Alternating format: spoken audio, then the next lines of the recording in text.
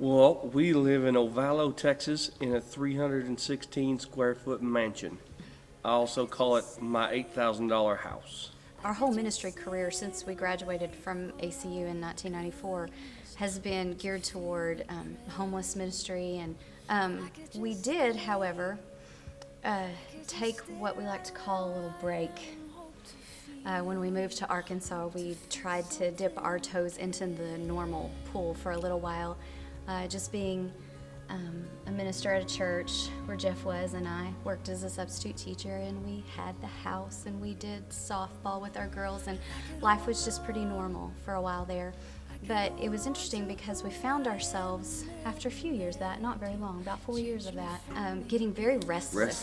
That's the very word. restless, and not feeling like what we were doing was really making a difference in the kingdom the way God had geared us for. Part of being normal for us was going into debt, and that's not where we felt like we needed to be. So we went through the Dave Ramsey Financial Peace class, and the interesting thing is that after living on rice and beans for so long, and shopping thrift stores, and actually getting debt free, which we did, we realized that living that way wasn't quite so bad, and And we need to do it for the sake of others and not just for our own sake. right, because we just and We we need to- and we love Dave Ramsey, but we started realizing that God didn't give America wealth just so we could pay cash for all of our toys.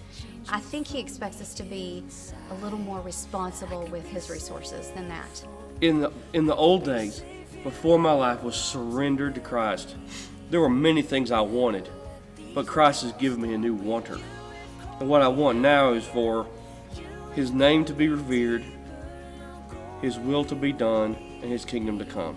I just think it's important for people to really realize that at some point it's got to move from theory to actual practice, what you do in your life. You might say, I said of myself that I wasn't attached to my stuff, but when I sold my house, put almost everything I owned into storage, and moved out into campers, I had actual physical withdrawal.